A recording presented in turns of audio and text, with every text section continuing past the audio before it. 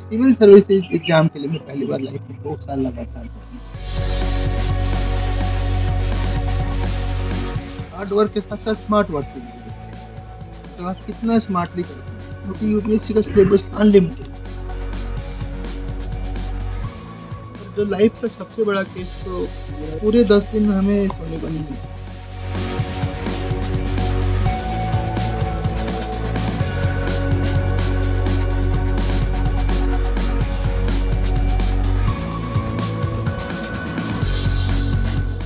नमस्कार, आप देख रहे हैं उत्तराखंड तक और मैं हूँ आपके साथ सरिता तिवारी। पहाड़ के गौरव के इस अंक में आपको एक ऐसी शख्सियत से आज हम मिलवाने वाले हैं जो कि काफ़ी डिसिप्लिन रहते हैं और कहते हैं अपराधी भी इनसे काँपते हैं। उत्तराखंड के डीजीपी अशोक कुमार हमारे साथ हैं। सर, आपका बहुत-बहुत स्वागत है उत्तराखंड तक में। बहुत धन्यवाद। सर, एक तो आप बहुत सारे ज़िलों के हमने सुना है एसपी, एसएसपी, आईजी पता नहीं क्या-क्या सर रहे हैं। तो थोड़ा-सा हमारे दर्शकों को बताइए अपने करियर के बारे में कि कौन-कौन से पद पर आप कहाँ-कहाँ पर रहे हैं?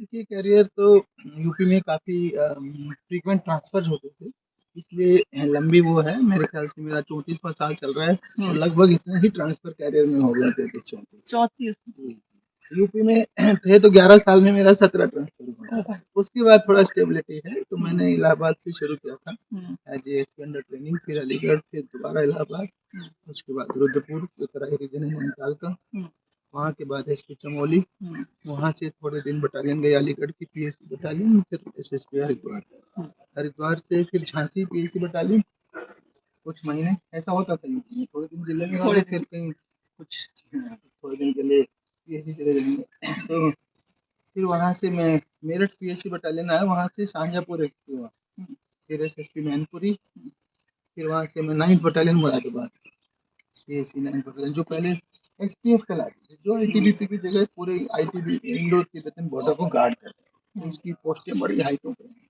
पूरी आरापुर से एस्कोट से लेकर के बद्रीनाथ माना तक होती थी, तो अब उसकी जगह आईटीबीपी ने ली है। तो बड़ी अच्छी बटालियन थी।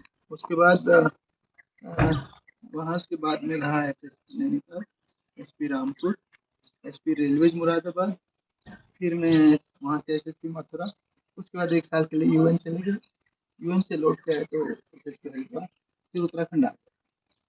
तब तक 2001 में उत्तराखंड बन गया था।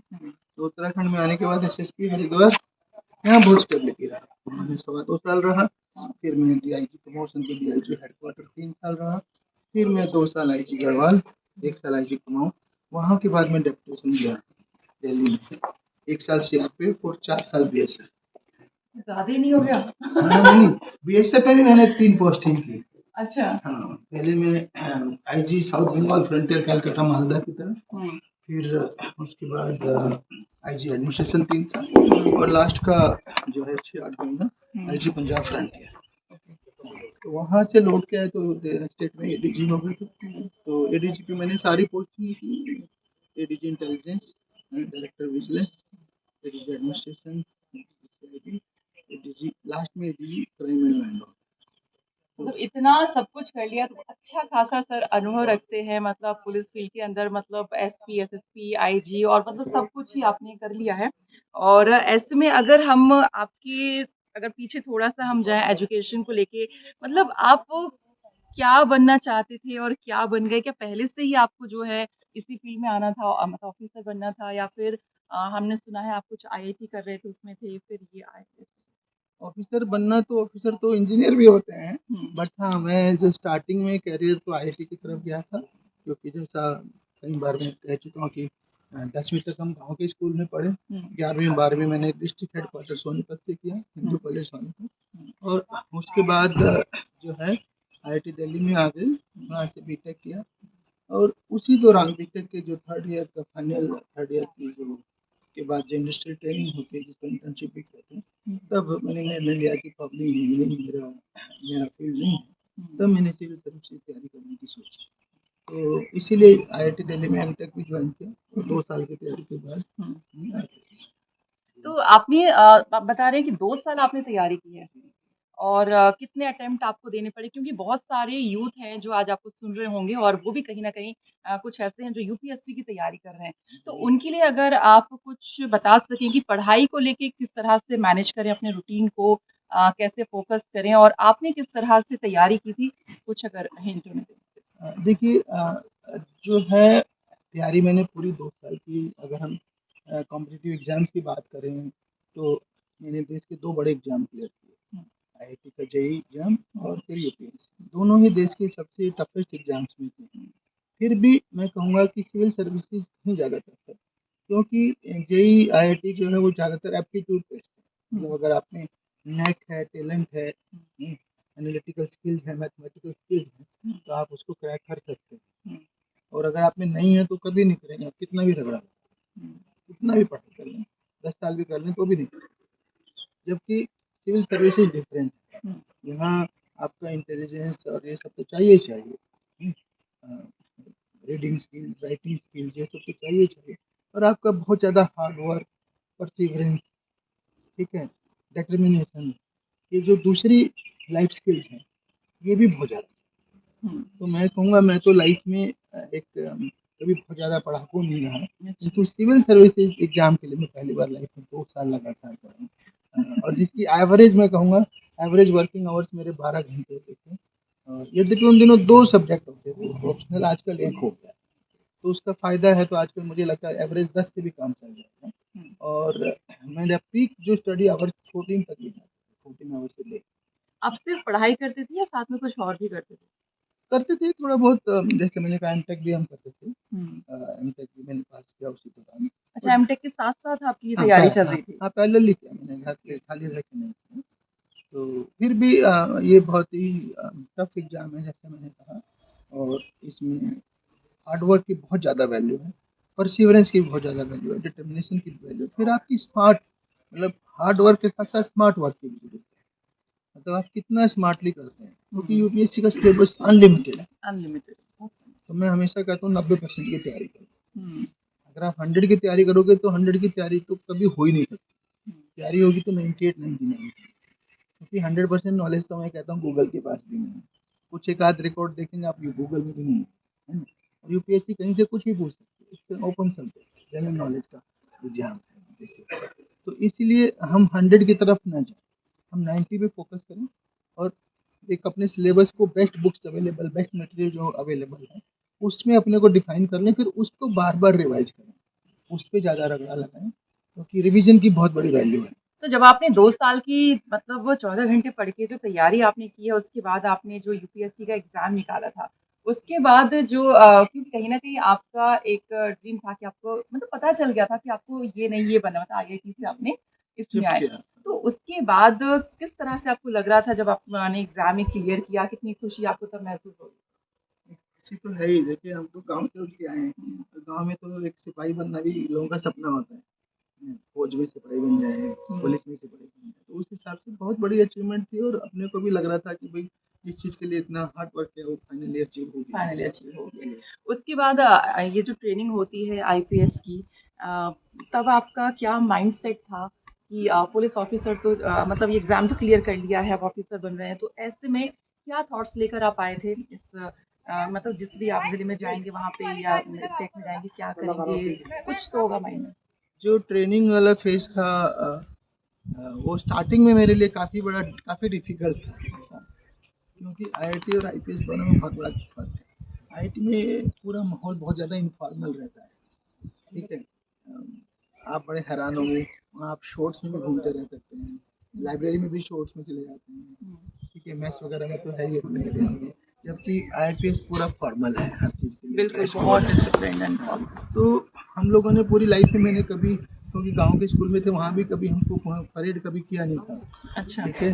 तो जो ड्रिल होती है, तो मेरे को स्टार्टिंग में परेड में एडजस्ट करने में बहुत डिफिकल्ट हुआ, और मैं सोचता था ये तो बड़ी लेफ्ट राइट की नौकरी में आ गए, बट एनीवे धीरे धीरे, क्योंकि वो ज़रूरी है, फिजिकल कंडीशनिंग ज़रूरी है, टफनेस ज़रूरी है, वो ट्रेनिंग जो हार्ड ट्रेनिंग फिजिकल थी वो बहुत ज़रूरी थी, उसका बहुत फ़ायदा हुआ बाद में, क्योंकि बॉडी में टफनेस चाहिए। ऐसे ऐसे मौके आते हैं जब आपको मतलब कहीं कहीं दिन सोने को नहीं मिल पाता है, ये बहुत लंबे लंबे लगातार कंटिन्यूसली ऑन ड्यूटी होना, तो इसलिए फिजिकल टफनिंग ज़रूरी है। तो धीरे धीरे आईपीएस की जो ट्रेनिंग है उससे एडजस्ट भी हुई। तो फिज़िकल अगर एक्टिविटीज़ की बात करें, इसमें आप बता भी रहे हैं, तो ऐसे में अगर आपके हम डेली रूटीन की बात करें तो किस तरह से वर्कआउट करते हैं, कैसे एडजस्ट करते हैं पूरा रूटीन? क्योंकि कभी भी कोई भी कॉल आ जाता है, आपने सुना आप किसी भी फंक्शन में होते हैं तो कॉल आता है भैया मर्डर हो गया, तो ये बहुत ही मतलब अनसर्टेन लाइफ है, कुछ भी हो सकता है कभी भी। तो रूटीन की हम बात कर रहे हैं, तो किस तरह से आपका डे स्टार्ट होता है? बेसिकली अगर हम जो सेट रूटीन है वो तो ऐसा है कि सुबह उठ के फ्रेश वगैरह होकर के मॉर्निंग वॉक करता हूँ। मॉर्निंग वॉक के बाद यूजुअली हफ्ते में 4 दिन जिम, 2 दिन योगा, इस तरह का कुछ एक पैटर्न बनाया हुआ है लगभग 1 घंटा। हाँ, फिर वापस आकर के तैयार होकर ऑफिस जाते हैं। ऑफिस में कई तरह के काम रहते हैं, आपको पता ही है, लोग भी मिलने आते हैं, मीटिंग्स वगैरह भी होती हैं। और फिर इस तरह के जो केसेज हैं, कहीं कोई पर्टिकुलर केस के बारे में चर्चाएं भी होती हैं, तो गवर्नमेंट में भी मीटिंग्स होती हैं। ठीक है, गवर्नमेंट लेवल की मीटिंग्स होती हैं जो कभी ट्रैफिक से संबंधित, कभी क्राइम, कभी महिला सुरक्षा, कभी साइबर क्राइम, ये सब दिन भर का रूटीन रहता है। फिर शाम को लगभग मैं 7 से 8 के करीब वापस लौटता हूँ और उसके बाद कोशिश करता हूँ कि 1 घंटा जो है बैडमिंटन या टेनिस खेल लूँ। और उसके बाद भी कुछ कुछ ना कुछ फाइल वर्क, ऑफिस वर्क रहता है। टेलीफोन तो मेरा चलते ही रहता है। और नॉर्मली मतलब अनलेस कोई इमरजेंसी में तो रात के 2 बजे भी चलते हैं। हाँ जी, किंतु नॉर्मली सुबह 7 साढ़े 7 शुरू हो जाता है टेलीफोन और रात के 10 साढ़े 10 तक रूटीन है। कोई ना कोई कहीं कोई इंसिडेंट हुआ, अगले दिन कोई लैंड ऑर्डर प्रॉब्लम है, कहीं कुछ उसके बारे में चर्चा करनी है, तो वो सब चर्चा हमने चलती सुना है रहती कि है। कई बार मतलब कई बार ऐसी मतलब सिचुएशन आ जाती है कि आपको कई दिनों तक जागना पड़ता है। हमने सुना भी है कि आप कोई एक आई थिंक केस था कि 10-12 दिन तक जागे थे, तो वो क्या घटना थी? नहीं, केस नहीं था, वो तो देश में उन दिनों आपको पता है 92 अच्छा। जो अयोध्या इशू था, तो वो बहुत बड़ा चैलेंज था पूरे देश के लिए। और उस पे पूरे देश में काफ़ी ज़्यादा जो है माहौल टेंस था। तो मैं तब एएसपी था इलाहाबाद में और वहाँ पे कर्फ्यू लगा दिया था 6 दिसंबर को शाम को 6 बजे। तो कर्फ्यू 10 दिन चला, 16 को फाइनली कर्फ्यू खोला गया। ये पूरे 10 दिन हमें सोने को नहीं मिला, 1 मिनट भी। तो वो उसी में लगे रहते थे। हमने सुना आपने कई सारी किताबें भी लिखी हैं, उनमें से एक किताब मैंने आपकी पढ़ी भी है, कहीं मिली मुझे बहुत अच्छी। कुछ इंसिडेंट मैंने पढ़े हैं उसके। तो कई बार ऐसा होता है क्योंकि जैसा नाम उसका मैं देखी हूँ, खाकी में इंसान, और कई बार ऐसी घटनाएँ होती हैं कि आप वर्दी तो पहने लेकिन अंदर वो इंसान ही है।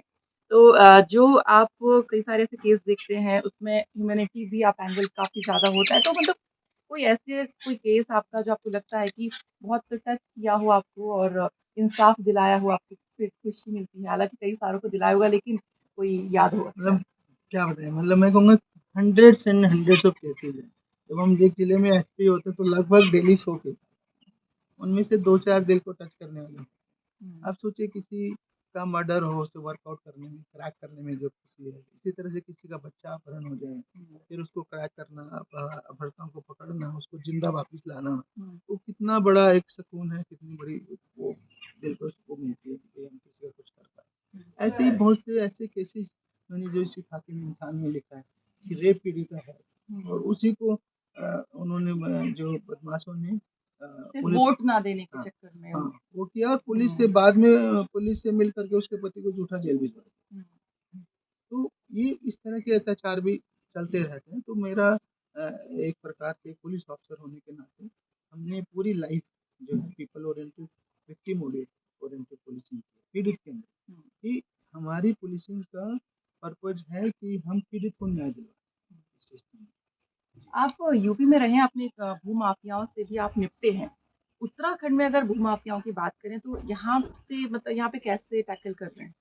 देखिए मेरे ख्याल से पिछले 30 सालों में ये वो क्राइम है जो बढ़ता ही जा रहा है। हुँ, यूपी हो, उत्तराखंड हो, कहीं भी हुँ, जब से ज़मीनों के दाम बढ़े हैं, हुँ, तो भू-माफिया एक कैटेगरी ऐसी आ गई है। देखिए चोरी, लूट, डकैती आप देखेंगे, जो पैसा उनको मिलता है ना, वो शुरू में तो हज़ारों में होता था। हुँ, मैंने ऐसे-ऐसे केस देखे हैं, अलीगढ़ था बॉर्डर पे कि एक साइकिल छीनने के लिए उसने मर्डर कर दिया। आप सोचिए, साइकिल छीनने के लिए, हाँ।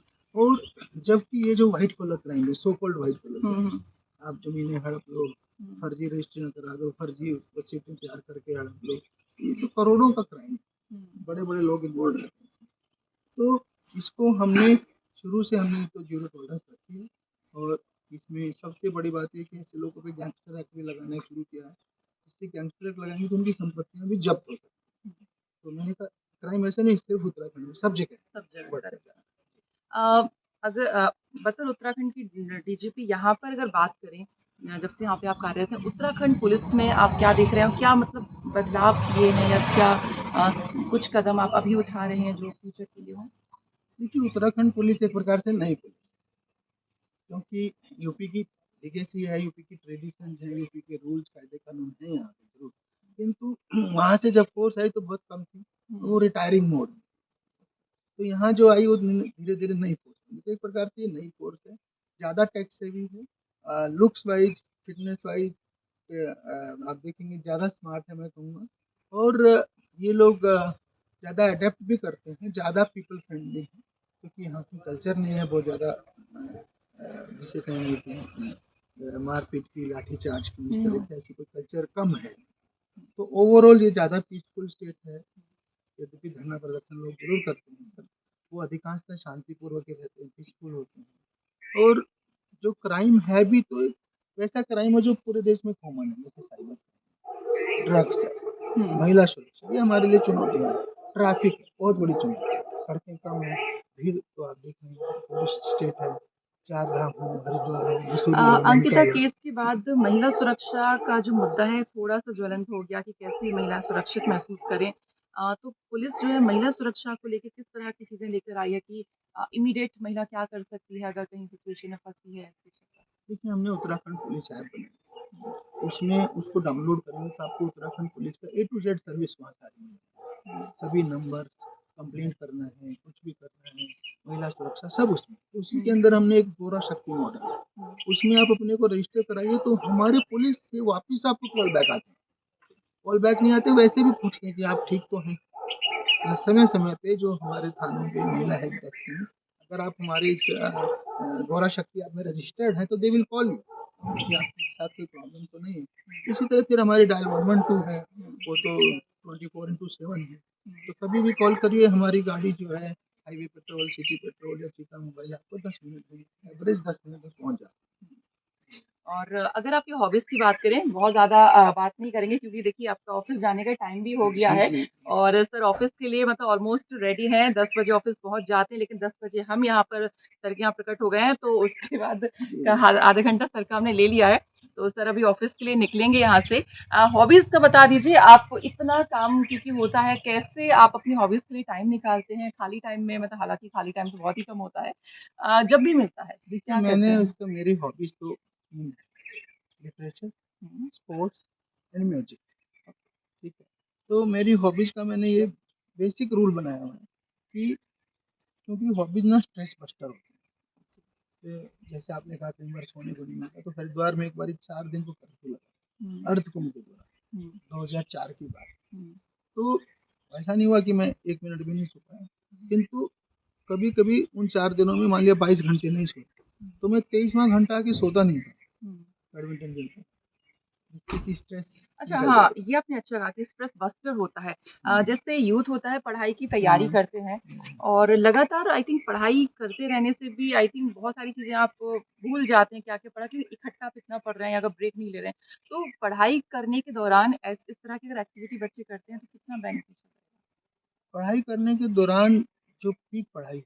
हुँ, उसके दौरान भी आप अपना आधा घंटा ज़रूर मिनिमम आपको निकालना चाहिए, हुँ, जिसमें आप अपनी हॉबी से जुड़े रहें, हुँ। जिससे फिज़िकली और मेंटली अलर्ट, मोनोटोनी भी टूटती है। मोनेटरी भी टूटती है। और ये युवाओं युवाओं को लेकर कोई संदेश आप देना चाहेंगे जैसे कि हम देख रहे हैं कि ड्रग एडिक्ट होता जा रहा है युवा। इसको लेकर drug free Devbhoomi I think इस पर काम चल रहा है। तो ये कैसे क्या होगा? देखिए माननीय मुख्यमंत्री जी ने कहा है कि 2025 तक उत्तराखंड को देवभूमि को ड्रग्स फ्री करना है। तो उस पे हम सब लगे हुए हैं, एंटी नार्कोटिक टास्क फोर्स बनाई गई है। हुँ, हुँ, तो बेसिकली खाली पुलिस के लगने से नहीं है, पूरे समाज को लगना है, क्योंकि समाज के लिए लाई है।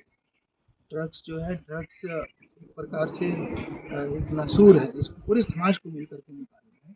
और अ, युवा को ये सोचना है कि उसकी जो एनर्जी है हुँ, वो पॉजिटिव डायरेक्शन में है, ये सब नेगेटिव है।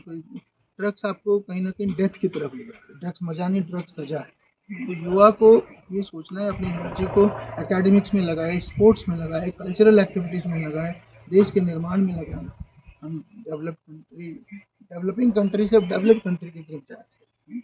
तो सारा युवा इधर लगेगा तो एनर्जी पॉजिटिव और जाएगी। एक और सवाल अभी तक के करियर में, क्योंकि आपने कई सारे आप जिलों में रहे हैं, कुछ स्टेट्स में भी आप रहे हैं, तो ऐसे में कोई ऐसा केस जो सबसे ज़्यादा चैलेंजिंग रहा हो, हालाँकि बहुत सारे टफेस्ट भी होते हैं, लेकिन उनमें से कोई सबसे ज़्यादा टफ कोई ऐसा केस जो आपको लगे कि अरे बहुत मुश्किल है सॉल्व करना, लेकिन फाइनली हो गया है और वो जो एक सैटिस्फैक्शन मिलता है, तो कोई अगर इंसिडेंट अगर आपको पुराना याद हो, किसी भी ज़िले का, कहीं का भी अगर? ये देखिए केसेस, मैंने कहा केसेस बहुत मिलते रहे हैं। सबसे टफ जो है मर्डर केसेस या किडनैपिंग केसेस होते हैं या डकैती लूट केसेस जो होते हैं, उनको वर्कआउट करना। आए क्रिमिनल आए और एक साथ घरों में लूटपाट करके 4 लोगों को मार भी गई। तो ऐसे केसेस मैंने बहुत क्रैक किए, मैनपुरी हो, मथुरा हो, शाहजहानपुर हो, रुड़की हो, हरिद्वार। तो उनमें एक असीम शांति और खुशी की मतलब खुशी मिलती थी। पर जो लाइफ का सबसे बड़ा केस तो मेरा रुद्रपुर तराई का है। तराई हाँ, उसमें? उसमें बेसिकली उन दिनों तराई में पंजाब से आया हुआ आतंकवाद था।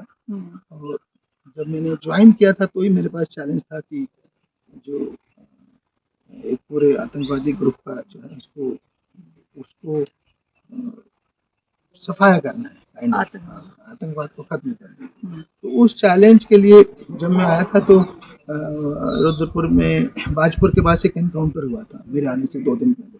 और उस एनकाउंटर में सीआरपीएफ वगैरह सब स्टेट की जिले की पुलिस सब लगी थी, किंतु इसके बावजूद भी आतंकवादी घेरा तोड़ के फर्स्ट फायर करके चले गए। तो उनको पकड़ना एक चैलेंज था। और फाइनली हमने 7 महीने के हार्डवर्क के बाद फाइनली हमने उन टेररिस्टों के साथ एनकाउंटर किया और सफल एनकाउंटर। कितने टेररिस्ट थे? 2 थे जो हमने जो दो थे। उसके बाद कहीं न कहीं एक आपको एक सैटिस्फैक्शन हो रहा होगी फाइनली, मतलब केस सॉल्व। हाँ, उसमें बहुतों ने उन दिनों सरेंडर भी किया। बट फाइनली जो है उनको ट्रैक करना और सक्सेसफुल एनकाउंटर करना, ये मेरे ख्याल से सबसे बड़ा एक वन ऑफ द बिगेस्ट जो हमारी पुलिस की इम्प्रूवमेंट के लिए क्या कुछ आप करना चाहते हैं या कर रहे हैं कुछ उत्तराखंड में? अ, पुलिस के इम्प्रूवमेंट के लिए, पुलिस के कल्याण के लिए हमने बहुत सारे कदम उठाए। उनकी छुट्टियों की प्रॉब्लम खत्म हो जाए, उनकी बैरकें स्मार्ट हो हाँ, सुना जाएँ। था व्हाट्सएप पर आप छुट्टी ले सकते हाँ, हैं। हाँ, बिल्कुल। और बैरक्स को स्मार्ट बनाया, उनके टॉयलेट्स को स्मार्ट बनाया, जिससे कि उनको भी लगे कि वो अच्छा लिविंग कंडीशंस हों उनके लिए, अच्छी वर्किंग कंडीशंस हों उनके लिए, यूनिफ़ॉर्म को स्मार्ट बनाया। ये सारे कदम हमारे चलते रहते हैं। अभी हम उनके वेपन्स को ना सिटी पुलिस से लॉन्ग रेंज राइफ़ल खत्म कर दिए। अब सिटी पुलिस में धीरे-धीरे सिर्फ़ शॉर्ट वेपन रह जाएगा, पिस्टल और रिवॉल्वर। तो इससे उनकी लाइफ़ थोड़ी और बेटर होती है। ऐसे ही कदम लगातार उठाते रहते हैं, उनके परिवारों के लिए उठाते रहते हैं। उनके लिए जिम क्रिएट करना, बाकी फैसिलिटीज़ क्रिएट करना, ये सब चलता है। पुलिस में ये होता है कि जब कोई भी त्योहार होता है, जैसे हम लोग हैं, चलिए छुट्टी ले लेते हैं, है ना? कोई और हमारी जगह काम कर लेता है, लेकिन आप लोग की फील्ड में हम देखते हैं कि जब ओकेज़न आता है, कुछ होता है, तो तब सबसे ज़्यादा आप लोगों को एक्टिव रहना पड़ता है। तो ये जो फेस्टिवल्स होते हैं, कैसे फिर सेलिब्रेट कर पाते हैं? बड़ा मुश्किल होता है, तो परिवार वालों को आदत पड़ जाती है। कुछ फेस्टिवल तो हम लोग आगे पीछे होता है ना, जैसे होली है। होली का फेस्टिवल आप देखेंगे पुलिस 1 दिन बाद हमेशा मनाती है। क्योंकि जिस दिन होली होती है उस दिन तो सब जगह हुड़दंग और ये सब रहता है, तो लोगों को जो है उसी को कंट्रोल करने में लगे रहते हैं। नेक्स्ट डे पुलिस की होली होती है। बट कुछ फेस्टिवल हैं दिवाली वगैरह, तो उसमें कोई अलग सीन होता है, सेम डे ही होता है। और ऑब्वियसली कम टाइम दे पाते बहुत ही कम टाइम रहता है। हैं। चलिए, बहुत ज़्यादा आपका समय नहीं लेंगे क्योंकि आपकी गाड़ी खड़ी है और आपको ऑफ़िस पहुँचना है, तो सर अब यहाँ से सीधा ऑफ़िस के लिए निकलेंगे, क्योंकि वहाँ पर पूरे दिन का शेड्यूल जो है सर का फ़िक्स है और वहाँ पर कई सारी मीटिंग्स आज उनकी हैं और आज हमने सर का थोड़ा-सा टाइम एक्स्ट्रा ले लिया है। और बहुत-बहुत शुक्रिया आज उत्तराखंड से बातचीत करने के लिए और स्पेशली समय देने के लिए, क्योंकि समय बहुत ही ज़्यादा कीमती है, ख़ासकर सर का, क्योंकि बहुत सारा काम लगा होता है। बहुत-बहुत धन्यवाद। Thank you sir. तो ये थे हमारे साथ उत्तराखंड के डीजीपी अशोक कुमार जी, जिन्होंने बताया कि किस तरह से कई सारी चुनौतियां आती हैं, कई सारे ऐसे केसेस आते हैं जिनको सॉल्व करना मुश्किल होता है, लेकिन पूरा प्रयास वो करते हैं और कई सारे जो टफेस्ट केस हैं उन्होंने सुलझाए हैं। बहुत सारे कुछ जैसा उन्होंने बताया कि किस तरह से इनकाउंटर किया टेररिस्ट का और उसके बाद जो सेटिस्फेक्शन मिलता है वो कहीं ना कहीं मीनिंगलेस, मतलब कह सकते हैं कि प्राइसलेस यहाँ पर होता है। मैं सरिता तिवारी, उत्तराखंड तक, देहरादून।